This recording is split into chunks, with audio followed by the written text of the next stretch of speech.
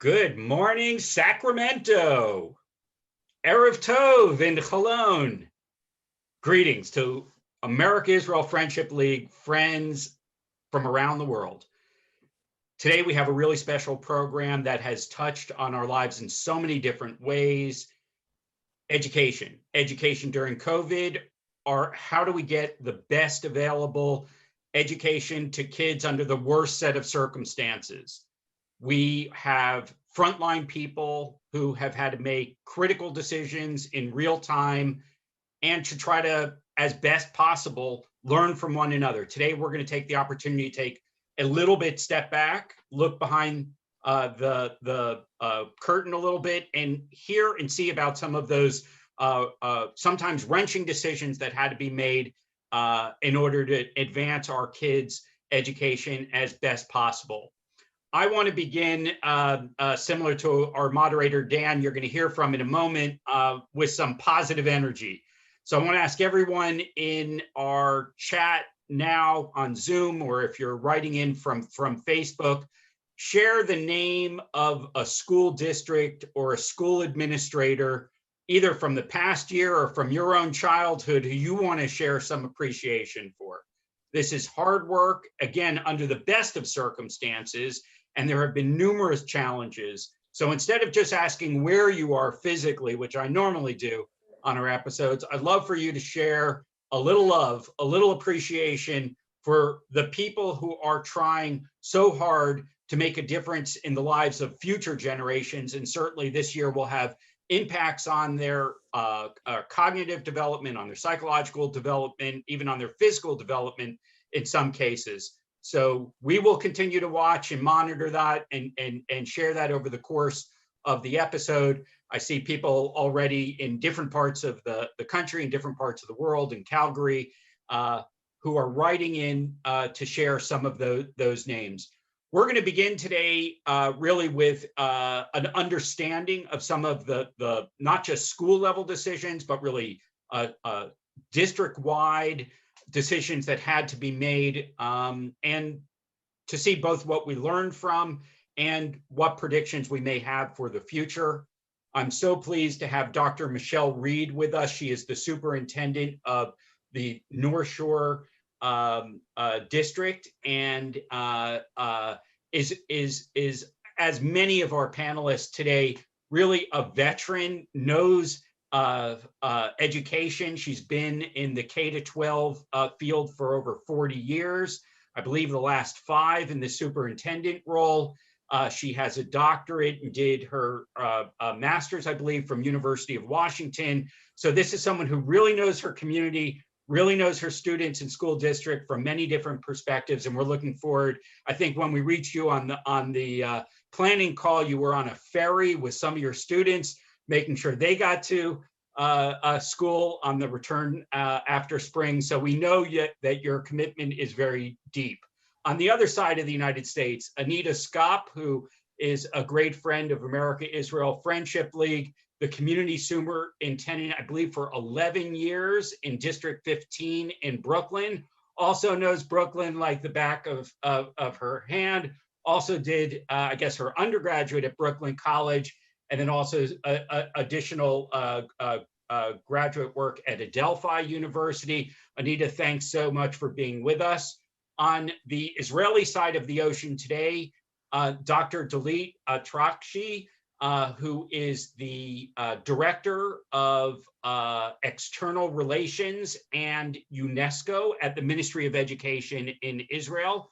Also a friend of America-Israel Friendship League, who has informed our webinars on prior episodes, and she did her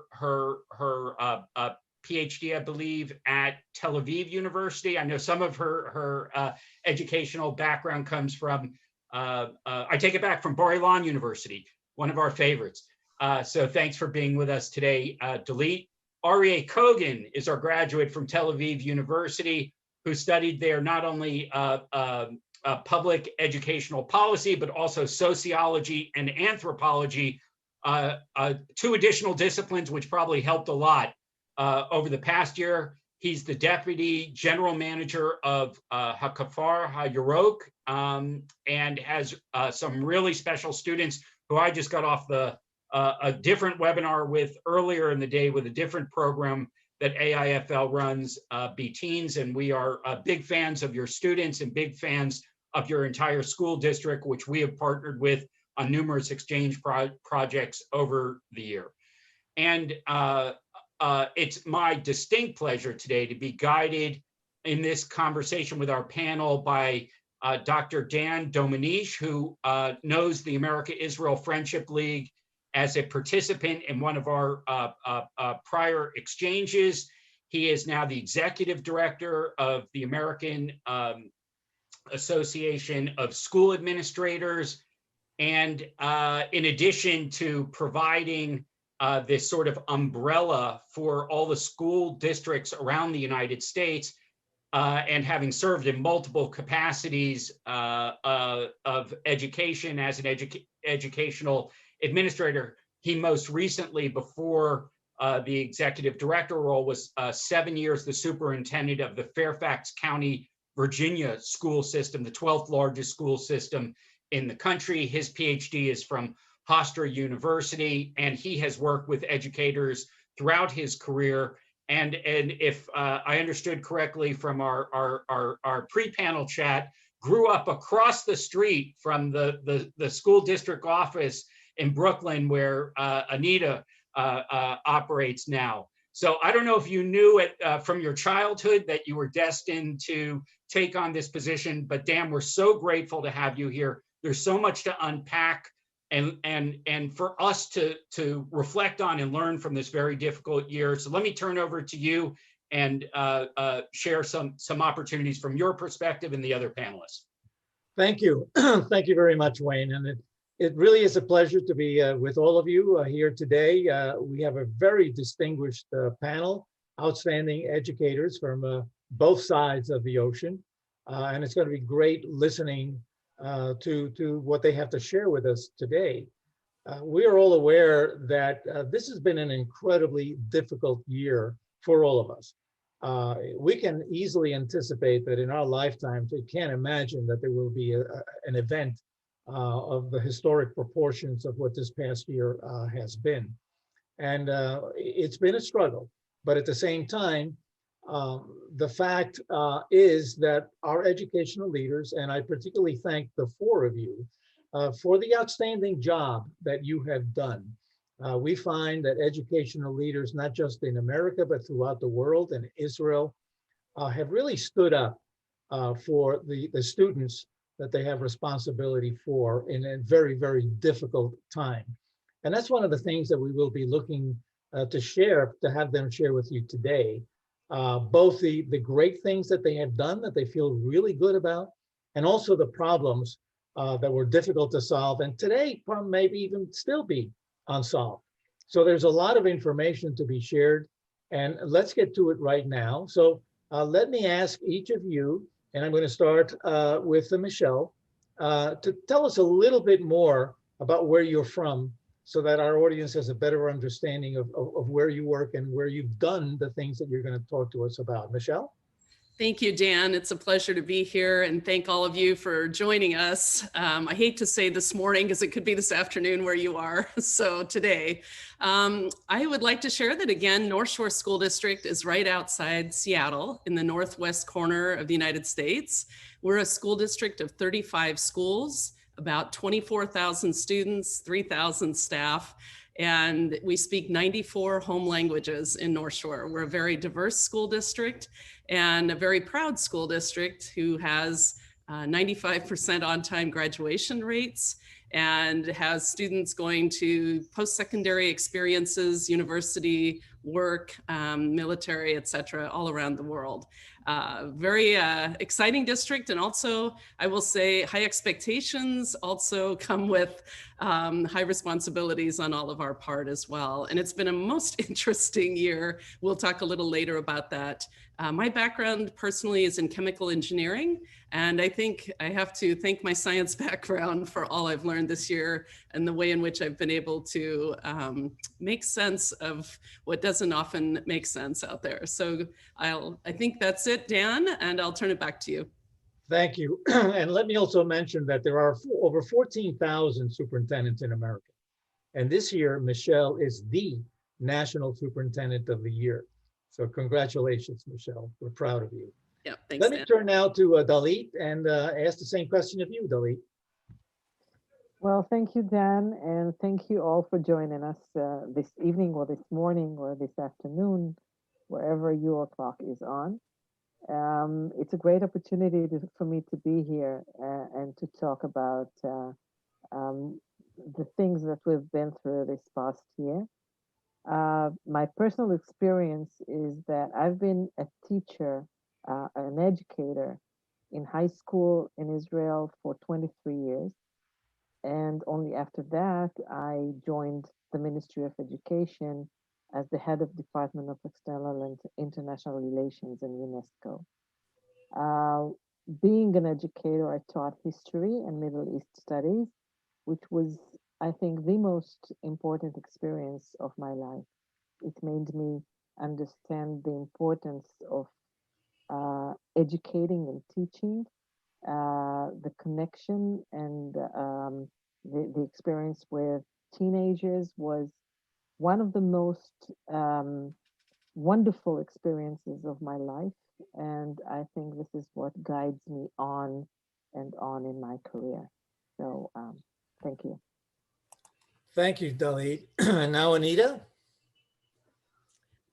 Good morning, good evening from our friends in Israel. Good morning for my friends in the United States.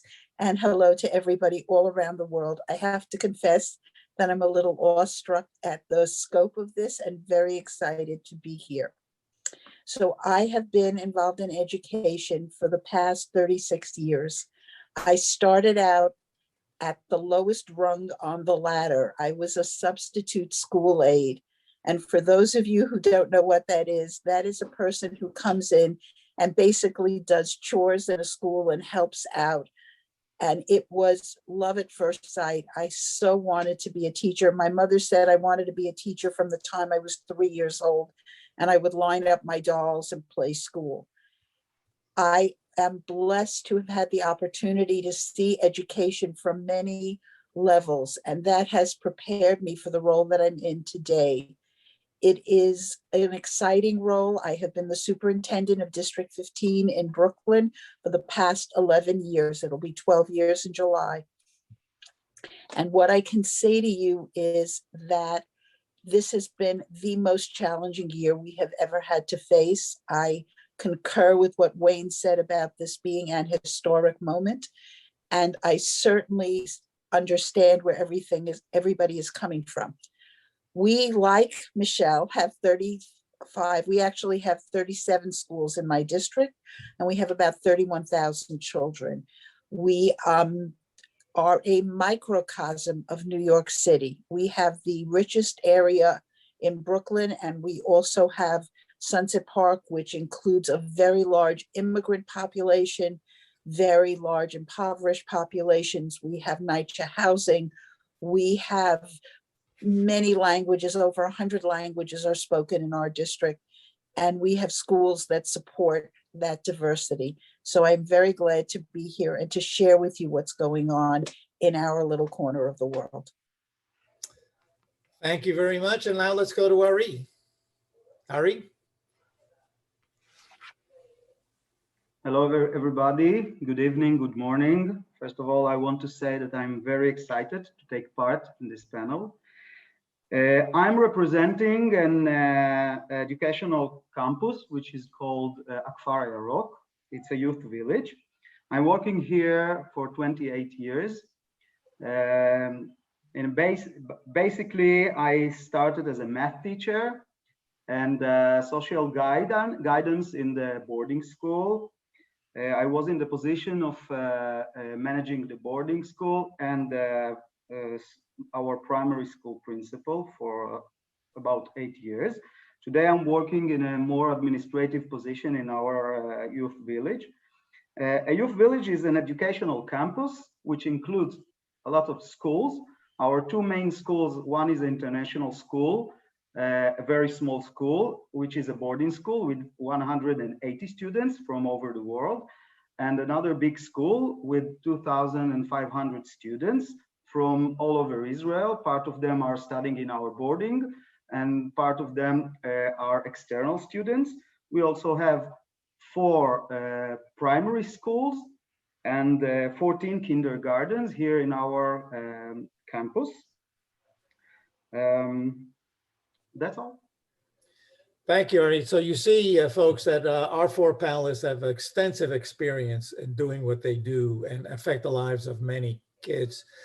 So along those lines, the next question has to do with, what did you do this year that made you feel good about the fact that you were in the position to be the educational leader that made a difference in the lives of your kids? And why don't we start with you this time, Dalit? Well, one of the things that I've been in charge with during this pandemic here is that the out viewing what happens in the world, and trying to connect the Ministry of Education and educators and instructors in Israel to new facilities all over the world, and to see what we can do in order to join forces with other educational system in the world in order to overflow this period of pandemia. What we discovered, and that was very, very interesting, is that in a very strange way, Israel was one of, or maybe it's not very strange way, I don't know, one of the leading countries in remote learning in the world. We managed to cope with this task of teaching in a very new way with very new methods. Children that were a bit sometimes detached, sometimes with no facilities, sometimes with no internet connection, and yet we managed to reach them, teach them, and bring them to up to a certain scale of learning, not 100% scale, but a very high level scale of learning. And that is, I think, one of the biggest achievements of the Israeli educational system. The Ministry of Education gave different ways, different opportunities to study remotely, not only by Zoom or computer facilities, but also by TV lessons, even for some populations, radio broadcasting, in order to stay tuned with the students.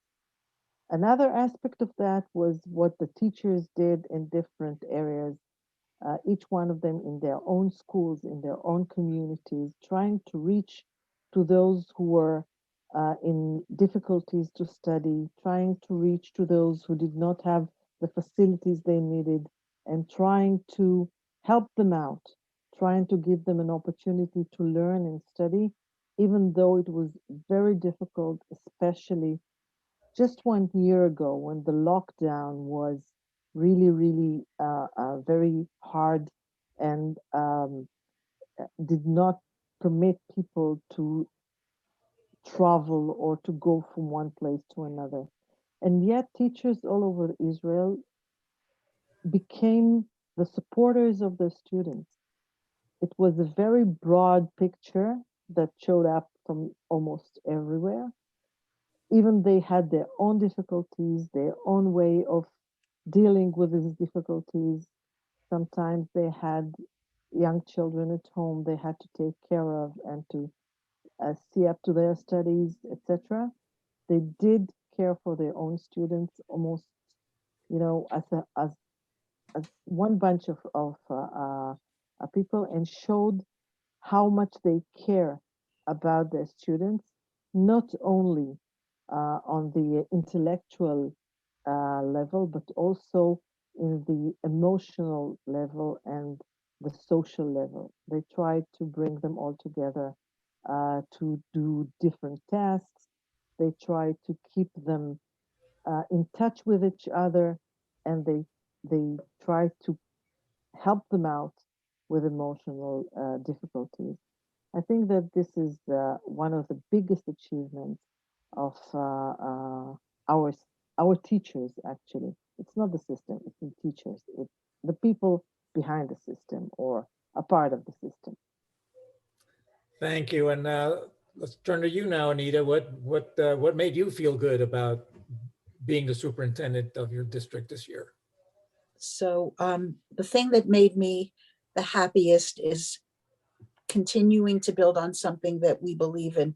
We are very much about the whole child, and we prioritized social emotional supports for children and for families, as Dalit was alluding to. We prioritize this over everything because you have to care for the individual. You have to have empathy for their situation. And so we put into place structures that enabled families to get the support they needed. I cannot begin to tell you how many, all of my schools start the morning with what they call restorative circles, where they get to talk to each other, where they get to meet, whether it's by Zoom, as we did, and now as we're slowly returning in person, or sometimes a mix of both. We had a guidance counselor at every school, and this is through the support of the Department of Education. We also have parent coordinators, and these parent coordinators are often bilingual and support the schools in the languages they need support in. So parents were comfortable reaching out. Every school had a support person for technology, so that if you were having a problem logging on, you had somebody you could talk to. But most importantly for me, it's about social emotional. And I want to give a shout out to my principals. They went above and beyond, as did the teachers, in their outreach to families. We had families who were impacted greatly because of the economic changes, because they couldn't go to work, because they had no source of income. And schools literally adopted families and provided food and provided support so that they could continue to survive. It was incredible. Schools in the more affluent end of the district supported food pantries in the less affluent end of the district. And if nothing else, it empowered them to see how important the relationship between people is and how much we need each other. And that is one of the things that I think is so special about what came out of this situation. Great, thank you, Anita. Ari? Okay, from my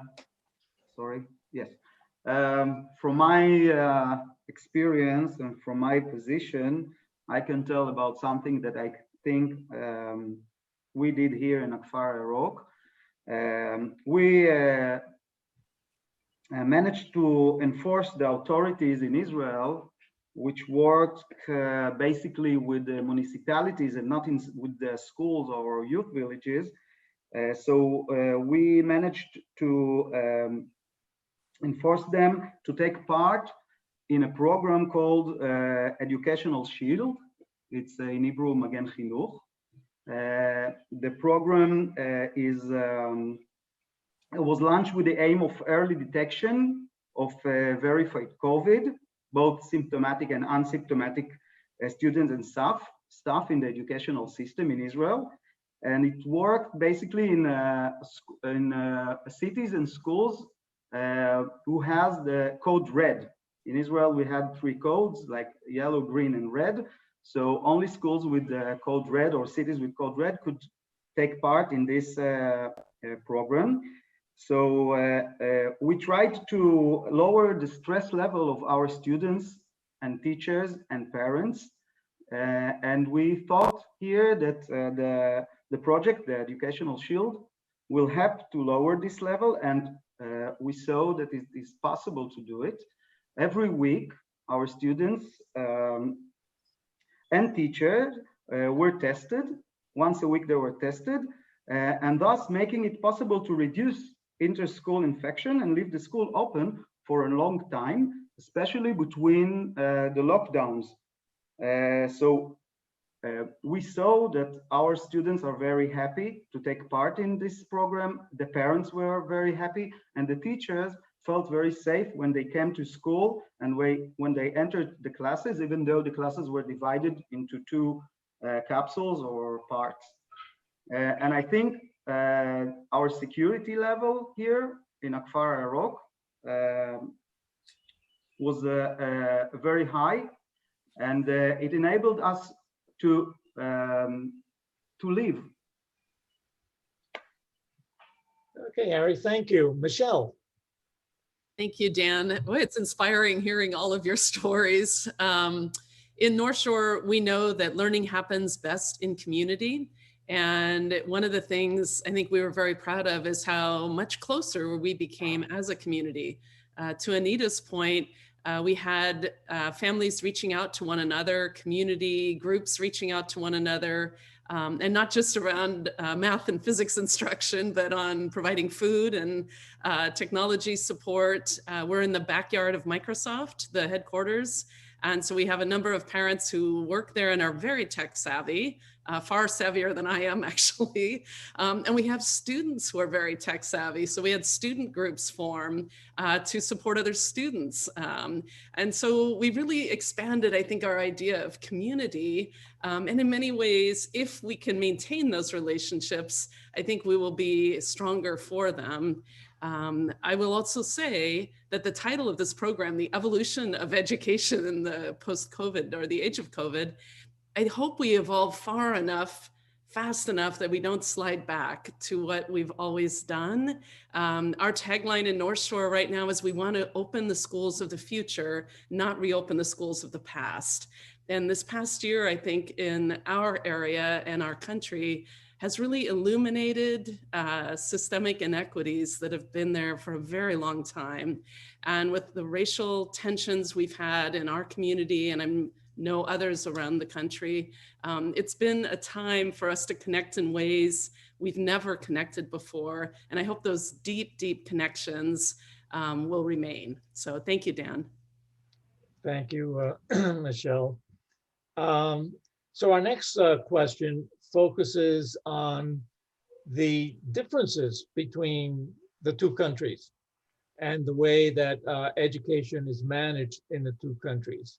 And there may be positives and there may be negatives, but I think it's important to recognize that there are differences in how this pandemic was managed. So why don't we start with you, Anita, and tell us a little bit about how that was managed in the United States in terms of our national, state, and city government, because in New York City, you're almost a nation unto yourself. So how did you deal with that this year? It's a really interesting question, and I found myself listening to what Ari was saying and agreeing, because we in New York City, initially there was a lockdown. There was a lockdown that went from last March 20th to the end of June, and everything was done remotely. And there was this huge transition, as Michelle alluded to, as everybody alluded to, as Dalit alluded to learning to be technologically savvy, to meeting on Zoom meetings such as this one, and all of those pieces. But in terms of safety and reopening, what we have done this year as a city is that we have gone to ongoing testing and on a weekly basis. Every school in the city has a scheduled test. It is not for every child, because the city is so large that you can't do it at that scale. but they do testing. The other thing is that when kids came back into school, they were placed in pods. The decision as to whether children would come back to school was dependent on their parents' choice. So it was not one where they opened the school and said, everybody is coming back. It was the choice of the parents to opt into coming back or to decide to remain remotely. Both options were available. The children who were coming back had to sign a consent form that allowed them to be tested. We did testing, as I said, every week, about 20%. We're now moving to 40% because we're bringing back even more children. Gradually over the course of the year, there were protocols that were put in place that said if X number of cases were reported in a school, then the school was closed for 1 day for testing and tracing, and then a decision would be made by the Department of Health whether the school would close for a 10-day quarantine. This happened a lot in different areas, some areas more than others. I was listening when you talked about the colored areas. New York State gave certain areas colors. We were red, orange, and yellow. And we looked at certain areas. One of my parts of my district was in fact a red area and has suffered tremendously for COVID, and that's Sunset Park and parts of Windsor Terrace. And so they, of course, had the most closures, but other places as well. We also noticed that the kids were placed in what I call pods, meaning that they would keep them in small groups in the classroom. They would eat lunch in the classroom with their teacher so that there wasn't any cross contamination. There was a clearly defined by the CDC 6-foot social distancing rule that is just now changing in the elementary schools to 3 feet. But of course, for lunch and gym and anything that involves physical activity, it is maintaining at 6 feet. So you have to balance it. All of these precautions have led to our schools, thank God, having a very low infection rate, and we're very grateful for that. Most times the infection rate comes not from children, but actually from adults, from teachers who have traveled or other people. But we have been very fortunate. Unfortunately, many families have been impacted, as I said, in our red zones. And so we are grateful that the schools are able to be opened. We have had enormous support from the city with testing and tracing and the Department of Health, and that has helped considerably. Thank you, Anita. Ari? Yes, I just, what was the question? Sorry. The question was Israel and the United States, two very different forms of government in terms of how we handle education. What Anita told was very similar to what we have done here. In Israel, the Ministry of Education, the system is centralized, and we have the Ministry of Education, and he gives us guidelines. So in those guidelines, we have to implement all the guidelines, and we had to adopt and implement the guidelines in our school. And the guidelines were changing every day, but the school himself, the school authorities, they had to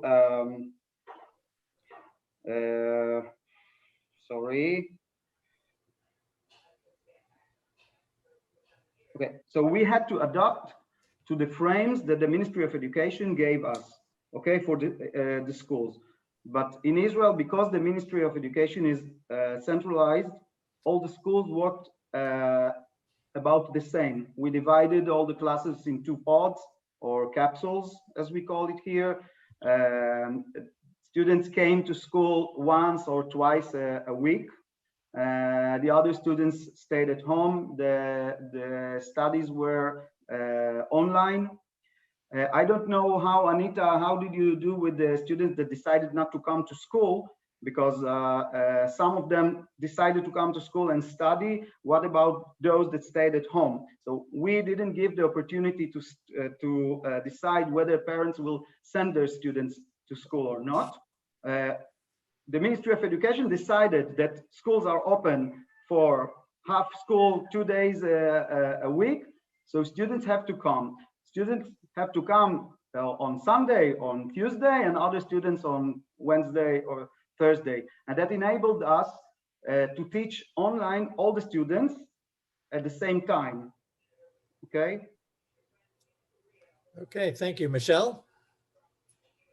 So out in Washington State, we did not have a centralized response. It was each district required to sort out the details in their unique county. We have 295 school districts in the state, and we had 295 different strategies for how to address the pandemic, which I think made things very difficult for families to understand and our communities to work within. So the centralized approach that you had, Ari and Dalit in Israel, I think in this case was likely preferable in this emergent health concern.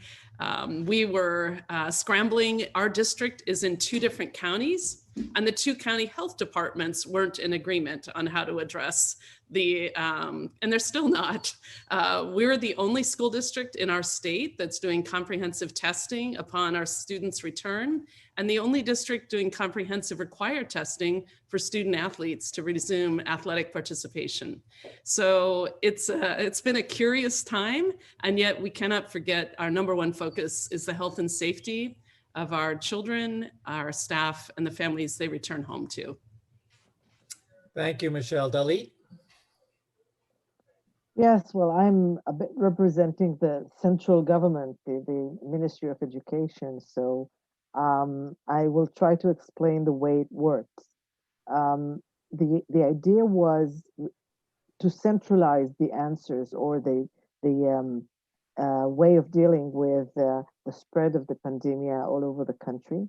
The division to cities or quarters in the cities, if it's a big city, into different colors, red, orange, and green, was in the education field, really to try, it was an attempt to give the children the possibility to come to go to school at least for 2 days a week. It didn't always work out because of the spread of the pandemic. Sometimes families or parents were a bit afraid to send children to school, or the school was closed due to affected children or affected staff, etc. So it was a bit, I must say, a kind of an uncertainty for the schools, for the staff, for the teachers, and for the children and parents. And it took a long time, too long even, before we could go back to normality. And that happened on April 18th. Now, I mentioned this date because it was exactly it was 13 months, 1 year and 1 month after the whole thing started. But on April 18th, the whole educational system in Israel had the opportunity to go back to normal. During this year, we managed to bring back to school sometimes the youngest or the eldest students, and those in the middle of it, junior high school students or upper classes of elementary school, stayed home and learned remotely. And that was a kind of period of time that they felt they are not really bringing into their studies 100% of it. I think that we had to do some more research to see how did we cope with it, if we did it on the right, if that was the right way to deal with it or not. But the one thing that was really in front of us as decision makers was the safety of the children. the health safety of the children, and not really, learning, studying, teaching. You can, within time, we will be able to bring up to what we need. But if you jeopardize your safety or your health safety, you cannot bring it back. It's really much more difficult to bring it back. So that was the case we dealt with. It didn't really work out 100%, I must say. Sometimes we were approached by all kind of, people who said children are staying home too long, they're not really studying, it doesn't really work, etc. But today we're back to school, 100% back to school, and that's really something we have to thank for. Thank you very much, Dalit. Can I add then something? Yes. Yeah. I want to add to what Dalit said. You asked why our schools are open. So one of the reasons is the high vaccination rate in Israel. More than 90% of our 11 and 12th grades are vaccinated. More than 90% of our teachers are vaccinated. Lots of students 16 years old are vaccinated. So that helped us go back to schools. Again, this with the help of the Ministry of Education and the program of the SHIELD that was taking place in a lot of schools that enabled us to come back to school. And today we are studying no pods, no capsules. Everyone studies in his class, 40 students together, 38. And it is great. That's an enviable situation. Congratulations for that. So let's now turn the page and say, okay, so we've all gone through this experience this year.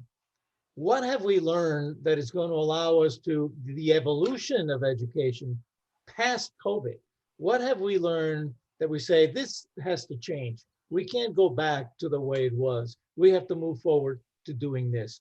What have we learned in that direction? What are the things that you see that this pandemic will have taught us that will make us do different things? And why don't we start with you this time, Anita? Thank you, Dan. So I'm going to take it from two sides. One, the COVID pandemic has shown us, as Michelle alluded to, that there is a real, both a digital divide and a need to look at how and the ways in which we teach children and what we do to support families of color, families of immigrants, children who speak different languages. And it has made it clear that the pandemic was different depending on where you were socioeconomically. Many of our more wealthy families were able to hire people to literally work with their children when they were home and online so that they had extra support. We had families who were immigrant families who were fearful of going online because they were afraid they would be deported. And so you're dealing with very diverse, very deep socioeconomic issues, very deep cultural issues that are impacted by the way in which people are treated. So this was one thing that we want to not go back to. We want to go back to a situation where children honor and respect each other's culture, where families respect each other's culture and welcome each other into their community. I can't agree more with what Michelle said about community because it is everything. One of the ways that we have been able to do that is that we have done extensive outreach and support. And for this is the Department of Education. It is not just my district. When the pandemic broke, we provided students who did not have technology with over 500,000 iPads that were given out to families free of charge with no issue, just need. There was still some glitches with some of that. As I said, some parents were fearful of accepting the iPads. Some families who were in temporary housing did not have Wi-Fi, so they had to be Wi-Fi enabled iPads, but we worked it out. So kids were able to be in school online.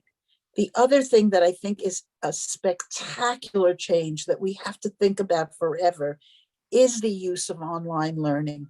I've been privileged to see amazing online teaching from teachers who have taken this new world, this brave new world, and run with it. Their classrooms are amazing. The skills their kids have developed are amazing as well. The other thing, and the last piece that I'm going to say, has to do with bringing people together. Previously, when you had a meeting, it was a question of getting to the meeting, parking, providing supports for families to come to the meeting.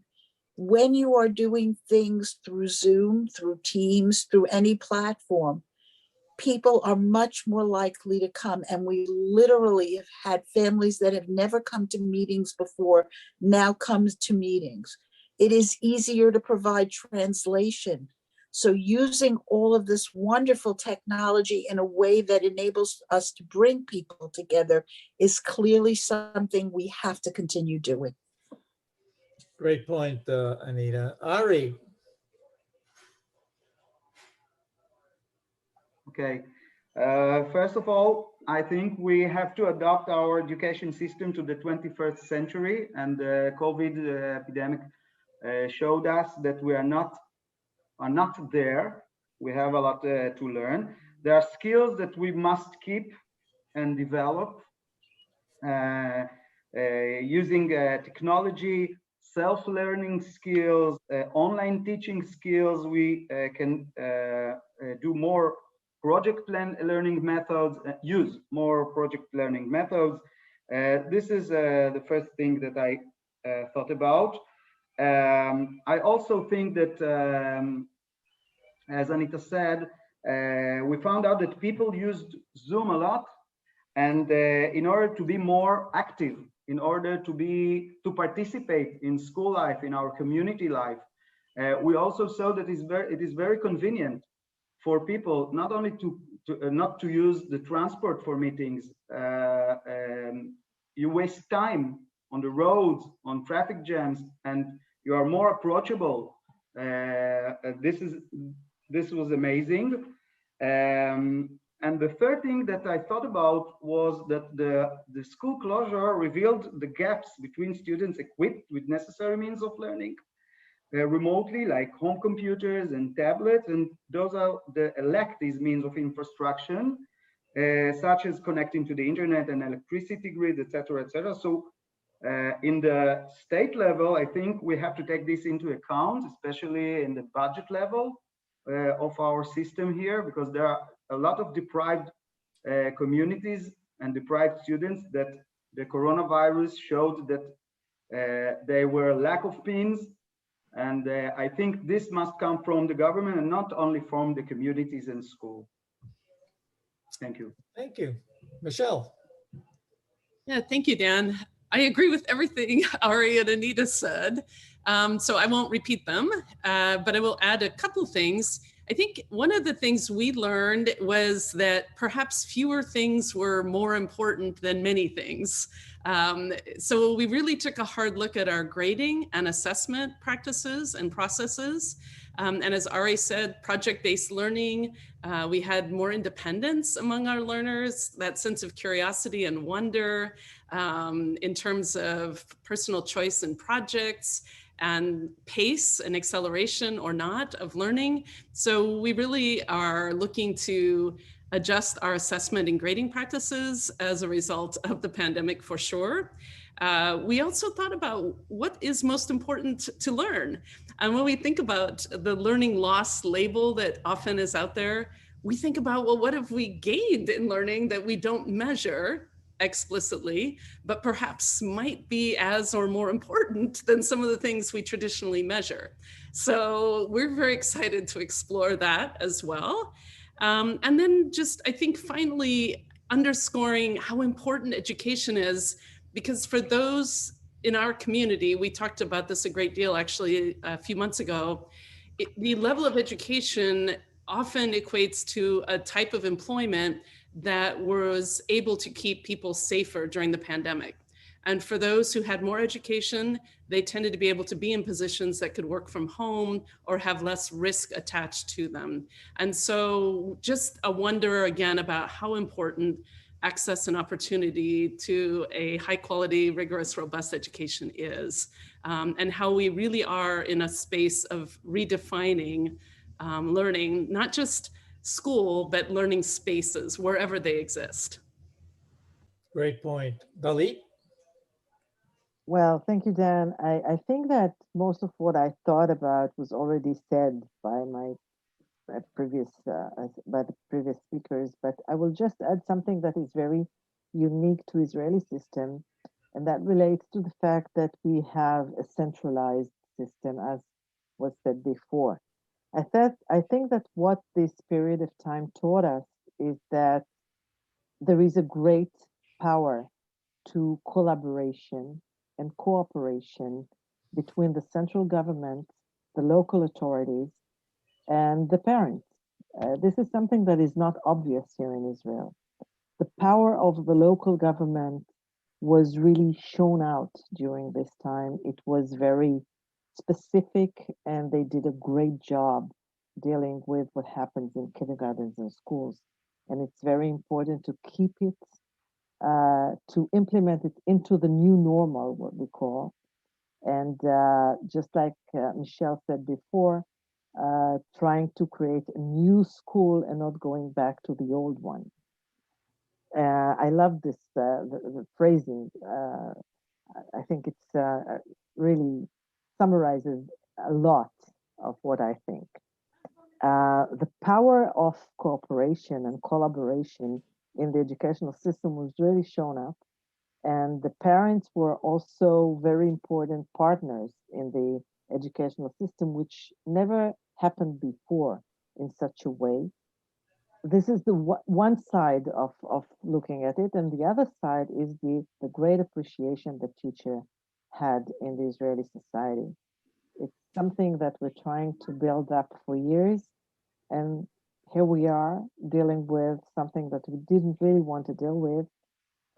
It was forced upon us, and the teachers are very much appreciated right now. So I think that schools have become a common ground for education for all partners, and it's very important. Thank you. Thank you, Wayne. And we do have a couple of questions that came in, and maybe we could divide them up at the panel. Maybe everyone could take a shot at one of them just with our remaining time.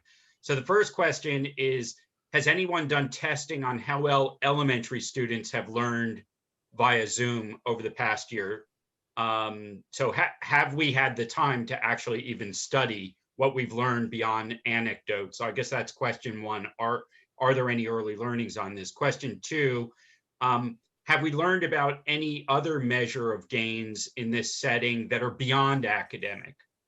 Not merely just their things that could be tested. Have we learned about their ability to communicate? Have we learned about their community building, intercultural, other things? And then finally, a related question, have we seen areas that have actually improved as a result of online learning? So maybe we can get some quick views from each of the panelists, and we could try to divide and conquer with those questions. If All right, anybody has evidence as to gains that have taken place this year? Dan, I can talk, And I'll get to you then, Michelle. Anita? So I can only give you anecdotal evidence, but I've been looking at data in early childhood in my schools, because as an early childhood teacher, foundational literacy is, to me, the bedrock of learning, and we want our kids to be strong and loving readers from an early age. And surprisingly, in many of our schools where we thought there would be learning loss because that was the touted expectation, we found, in fact, that there was growth. There really was growth. One of my schools, as an example, is in the most affected area by COVID, with a heavily immigrant family, heritage language speakers. The children go home to non-English speaking households, and yet they have shown growth in their literacy skills, measured growth by Fontes and Pinnell reading levels over the course of the year, different from last year when they were tested in January to this year when they were tested in January. So there is growth out there. That's great. That's excellent. Michelle? I would agree with Anita. We run an iReady reading and math online work and assessment, and we were prepared for very poor data, and what we were pleasantly surprised is actually our students are making significant growth. I would also say our high school principals and administrative teams and counselors indicate that our attendance rate has never been higher, which is ironic in some ways. And we have fewer students that need to scramble for last minute credits. So our credit attainment at secondary has been very positive. And then lastly, one of the things we found, which will continue, which is a gift, I think, also from our Israeli colleagues. One of our parents in our community who's a very strong advocate for mathematics and early mathematics, Sharon, he came to us with a plan that we now have for our highly capable math-only qualifiers. They have online support within their classroom, which we're going to continue even in brick and mortar schools. So we've seen our math development of our early learners just take off this year. And it's a model we're going to continue to look at because it's non-linguistic. And for many of our non-English speakers, this has been a tool that really has, it's been amazing, actually. So we're very excited about some of what we're learning around academic data. And then on the social side, Dan, we've never had more kids involved in clubs. We have middle and high school kids in clubs, elementary students starting clubs. We had kids start a science Olympiad for the district. So there's a lot of non-academic excitement too. So, you know. Dalit or Ari? I don't work with the primary school, so I can't tell about primary school. I can tell about the higher levels at 11 and 12th grade from what I asked them and what they said. A lot of them said that it was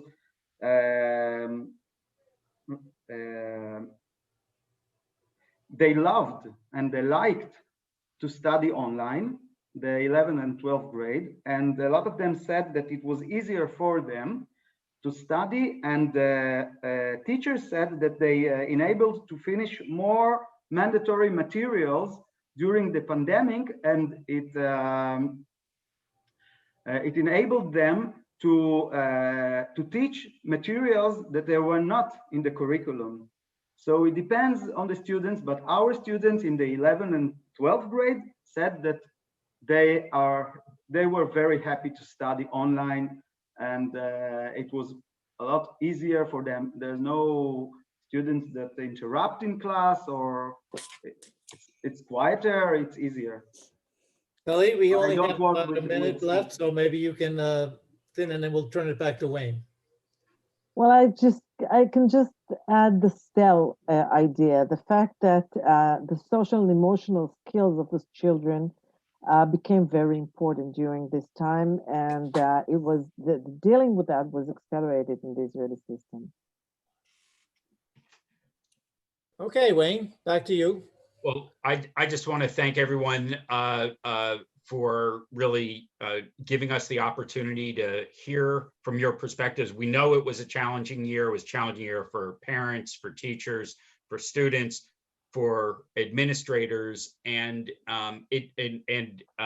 there's no question that North Shore District wins the Motto of the Year competition, because this idea of thinking about what opening schools of the future is going to look like itself sounds like an almost universally fantastic idea. If we can learn something collectively from this experience and share with it as a result, as Anita said, of just this having the technology now, having the ability to learn from something that worked in different parts of the world, work with different students.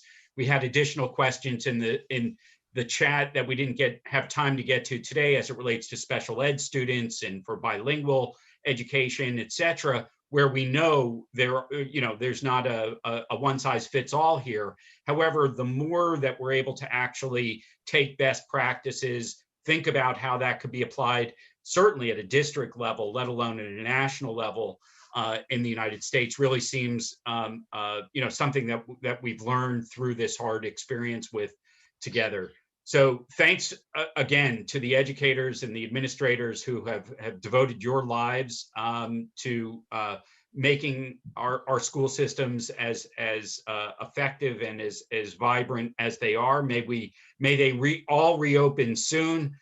Some are reopening over the summer, some are reopening virtually or reimagined in different ways. And again, all are doing so with an aim toward making sure every student has the best opportunity to take advantage of the changes that are happening, even as we're being realistic about the challenges that may remain in the kind of hybrid models that we may be looking at in the fall. So thanks everyone for being with us today and devoting some time on your Sunday, whether it's the end of your week or the beginning of your week. It's great to have this opportunity. Next Sunday, we'll be back with Pilates. So if you need to get your body in tune with your mind and with the coming of spring and better weather, we hope you'll join us for a more active session. This Wednesday, we have a webinar about one of the other major challenges of the many during the COVID period that have been exposed out of domestic violence. We'll be looking at that with practitioners from both countries. And again, we've found that the best way that we've been able to promote friendship during this period is by actually just inviting one another into our homes, into our home offices, as it were, and learning from one another, listening to one another, sharing differences, sharing challenges, and being there, because that's what friends do. So everyone have a great week. On behalf of America-Israel Friendship League, we're grateful for all of your great efforts during this period. Thank you. Thank you very much. Thank you very much. Thank you so much. Thank you all. Thank you.